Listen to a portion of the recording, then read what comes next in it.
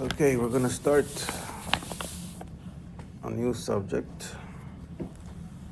This class will eventually be about the weapons of davening.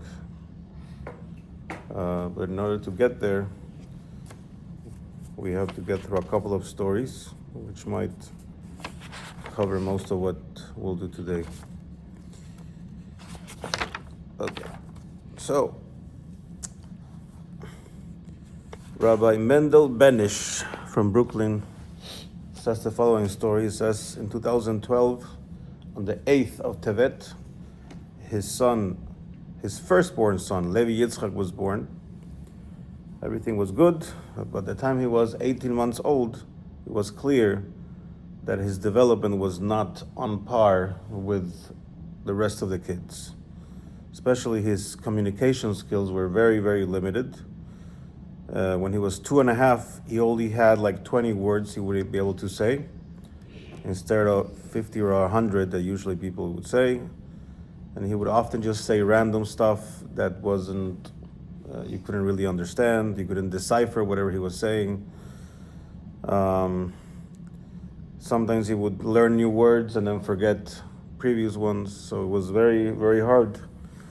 And it was very hard also to process simple questions. You would ask him a question and he would not be able to answer the question. Sometimes you would even ask him his name and he would just ignore you because he wasn't on par to respond. Or sometimes he would just echo what you said. So if you said something, he would repeat your word because he wasn't really processing. He himself wasn't very worried, but his wife knew something is not okay, so they took him to a therapist and a speech therapist and this and that, trying to work with him. Nothing really was advancing, but they were trying. Gimel Tammuz 2014, he was 2.5 years old. He says he took his son to the Ohel. Gimel Tammuz is coming up next week, so I didn't plan this, but it's good. Okay. He took his son to the Ohel. Gimel Tammuz, to going to the Ohel is not like, you go to the Ohel, usually you just go in, you can stay half an hour, whatever you want, and leave. Gimel Tammuz, you have to make a line, sometimes 2-3 hours, and then you're inside for like 60 seconds.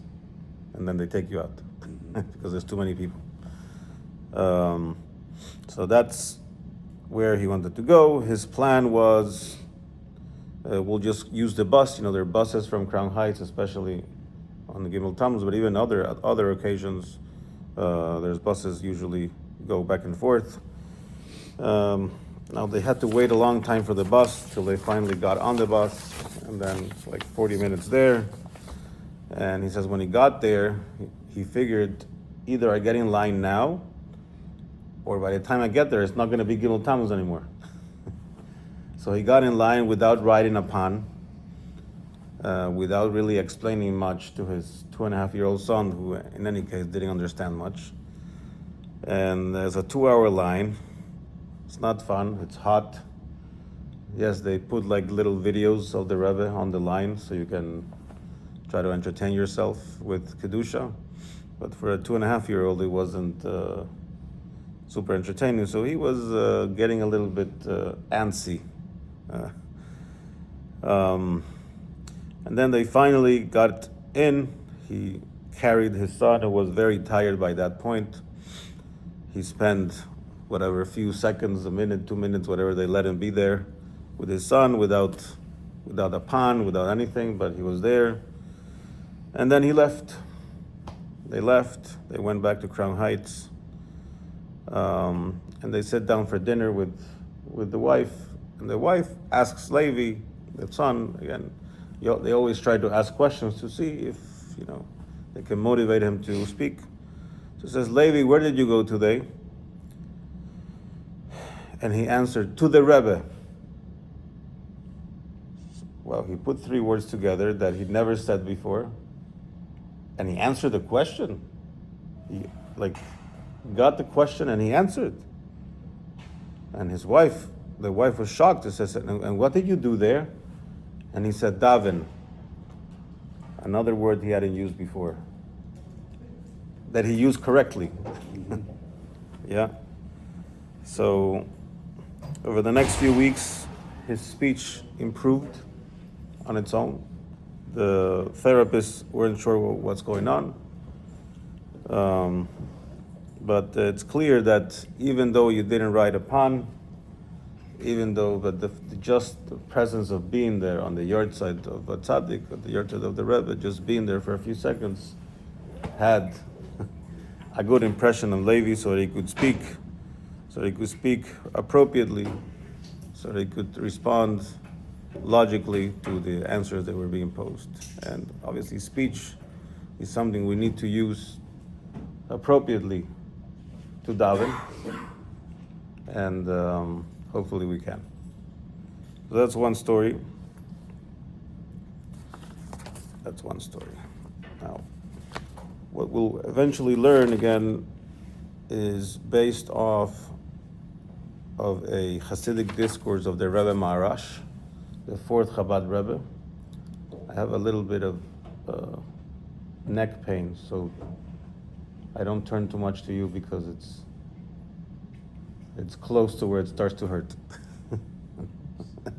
You didn't do anything, I'm just letting you know. Okay. So Rav Shmuel Schneerson, the fourth Chabad Rebbe, we're going to learn outside a Chassidic discourse of him that talks about, as we mentioned, the weapons of davening. But before that, another story, this one about the Rebbe Maharash. So the Rebbe Maharash would often go driving on the carriage. It wasn't the car, but on the carriage, which, by the way, was the most fancy and expensive carriage in all of Russia. We know the Rebbe Maharash, who coined the phrase "lechatchila ariver," that from the beginning you go over obstacles and you do the best. He had the best of everything. He used the physical world and he spent money in the physical world to have the best. So he would have the nicest nut-cart carriage with different colored horses and chandeliers all over the ceiling of his house and big windows. So he elevated the rich world. So hopefully we can too. For that we need to become rich first, right? Okay. So anyways, he would often travel in his carriage through the countryside, and he passed many times through a certain village that was near the village of Lubavitch.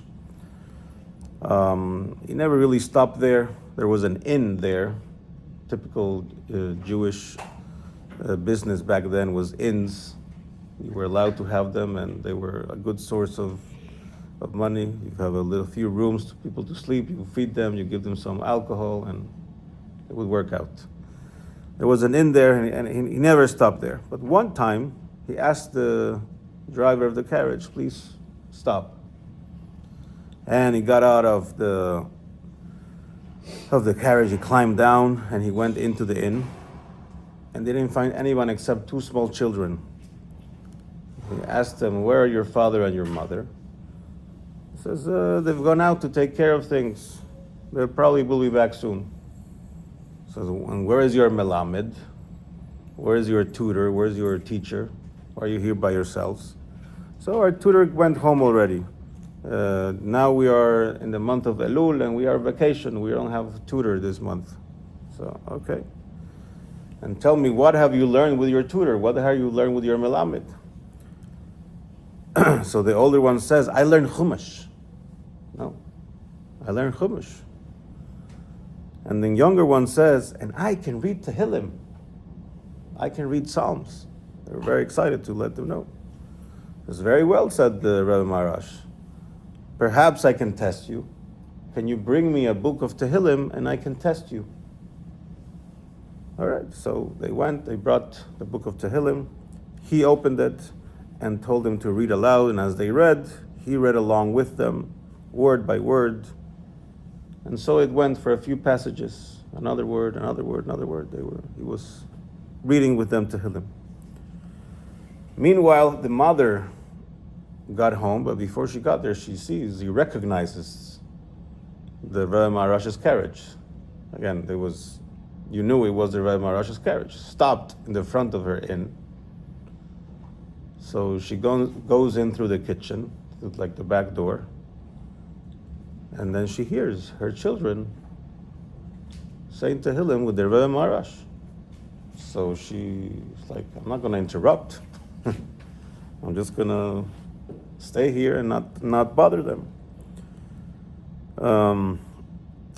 She could hear a certain sadness in the voice of the Rebbe, and her heart was moved, but she was a bit worried about what's going on here. Why is the Rebbe here reading Tehillim with my children? And the Rebbe then said, good, you did great. He closed the Tehillim, he was about to leave. Then he came back, he opened the book again and says, let's test you a little more. Let's say a few more chapters. Okay, so they opened up the book again, and they read several more chapters until finally he said shalom, he said goodbye, he left, he got in his carriage, and he was gone. The mother was all kinds of feelings going through her. Again, excitement, worry. The Rebbe is just not going to randomly come to your house to read Tehillim, and she couldn't wait for her husband to come home to talk about it and tell him what's going on. So the hours went by, and the husband was not coming home. He had gone to another village to collect debts that some of the Russian peasants owed him.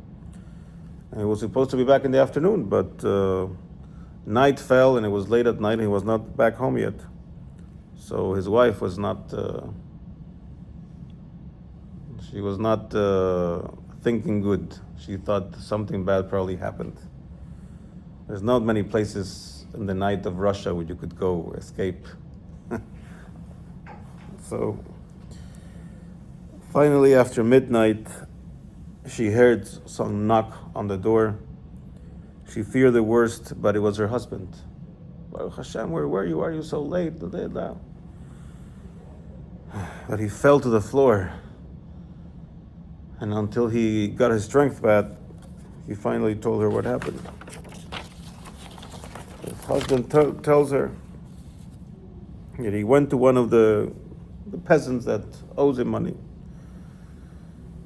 And the creditor, the guy said, yes, come, I will pay you. Come to the barn.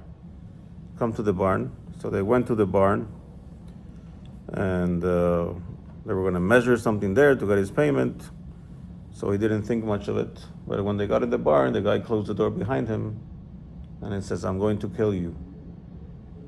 Because he didn't want to pay him, so the other solution is what? I'll just kill you, and then I won't owe you any debts anymore, right? The Jew thought maybe it was some kind of joke, but it was clear he wasn't. It was real. So he started begging for his life. But the peasant said, when I make up my mind, I don't back down. This is it. But he started looking for something, he couldn't find it. I can't find my axe. I need my axe to properly do what I want to do. So he needed to go get it. Says maybe I left it in the house. So he found some ropes, and he tied the Jew up very well to one of the walls of the barn, and he left. A minute after he leaves, the peasant's wife comes in, and he sees the Jew, and he tells her what happened, and he's crying, please let me go. He says, my husband is crazy, I can't let you go. I let you go, he kills me. Can't do it. I can't do it. But the Jew was not, says, this is my last chance. The guy lost his axe, his wife came in, you're my last chance. He's going to kill me. And so he told him, maybe you can free me, and then rush back to the fields, and in a few minutes you can come back like you just came back home. Nobody has to know. the wife felt bad, and she couldn't resist, so she let him go, and she told him, do not go down the main road, because that's where he'll look for you. Make sure you do not use the main road. And so she quickly returned to the fields, and he started running through not the roads. But very soon after, the guy came back with the axe and couldn't find him. So he said, I'm going to stop running. I'm just going to hide here between the things that were planted, the leaves, etc. And he starts hiding there, and the peasant is looking all over for him. The peasant even stood right next to him, but he didn't see him, with the axe, looking. Until he gave up, he went home. The husband figured, I'm going to stay here. I'm just going to stay here as long as I can, till night fell, and then he walked back home. He walked back home, and his wife tells him everything that happened with the Rebbe and the children saying Tehillim. And that's when they figured out the Rebbe came. They said Tehillim. And that's how the axe, got lost, and the wife came in, and the Rebbe was about to leave. But then the guy was trapped, hiding in the bushes. So the Rebbe came back. Let's say a few more Tehillim. And the holy words recited by the tzaddik and recited by pure children had their effect. So it's a very good davening story about the Rebbe Maharash that includes also some physical weapons, as we'll have to talk about. Who has the time? Anybody? 6:40. Okay, so tomorrow, with Lat Hashem, we're going to look at a Mishnah in Shabbos that is discussing what weapons you're not allowed to carry on Shabbos. And the Rebbe Maharash uses this Mishnah to try and understand what different weapons represent during davening, because it says that the time of davening is a time of war. Why is the time of davening the time of war? Because while we're davening, the Yetzer Hara is really fighting. He's really trying to make you think about everything else that's going on, or the meetings you have, whatever thing you're excited about, when your next trip, the weekend, whatever is stressing you, everything except davening. And it's a fight. But you don't have to fight this fight without proper weapons. So the Rebbe Maharash explains in this maamar what the certain weapons represent, like the sword, the shield, the bow and arrow, etc. We'll try to go through those as best we can. So today is just a story warm-up. Just a primer. Tomorrow, we'll get down to business. All right.